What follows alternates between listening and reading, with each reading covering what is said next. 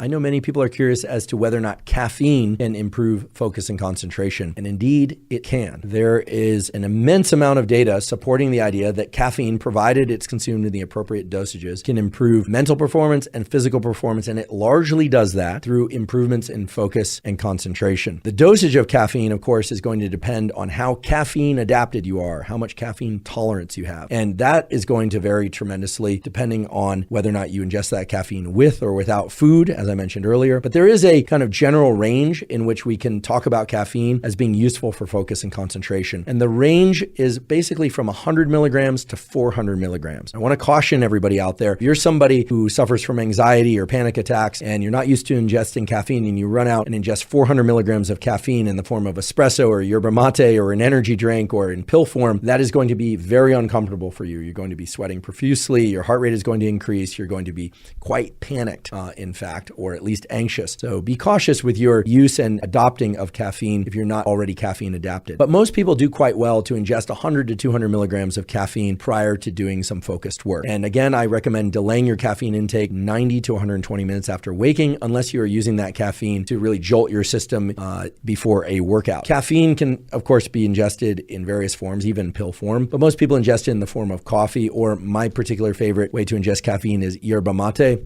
It is important, and I should note that you should actively avoid the smoked versions of yerba mate, as they contain a lot of carcinogenic, cancer-promoting compounds. There's some great yerba mate brands out there. The most cost-effective way to consume it would be to use the loose leaf tea and to pour water over that. There's one particular brand that I like. I don't have any affiliation to them whatsoever, but I've been using it for years. It's Anna Park. It's an organic brand that is sold. I buy mine on Amazon, but you can find it elsewhere on the internet as well. Again, I don't have any affiliation to them. It's just very cost-effective, very clean. It doesn't have the smoked flavor. At least the one that I buy is not the smoked variety, so none of the carcinogenic compounds are in there, at least that I'm aware of. And I like the way it tastes, and it provides a very even lift and stimulant that I think certainly works for me, and that a number of people I know have suggested to also enjoy. Yerba mate or caffeine also have other additional benefits. In particular, the caffeine in yerba mate and coffee and other sources of caffeine are known to increase the density and efficacy, that is the number and the function of dopamine receptors. And this has been shown in humans several times. So by ingesting caffeine pretty regularly, you're actually increasing the ability of dopamine to have this effect of increasing motivation and drive. I tend to ingest caffeine only early in the day. I tend to cut off my caffeine intake somewhere around 1 or 2 p.m. to ensure that I can get into a good night's sleep. But I realize that there are people out there that ingest caffeine as late as 2 or 3 in the afternoon and can still sleep fine. I will caution those of you that think that you can drink caffeine in the evening or nighttime and still fall asleep. All of the research points to the fact that the architecture of your sleep and the depth of your sleep is disrupted. Even if you're able to fall and stay asleep, the sleep you're getting is simply not as good as the sleep you would get if you were to shut off your caffeine intake at least 8 hours before bedtime, and ideally more like 10 or even 12 hours before bedtime. But of course, there are practical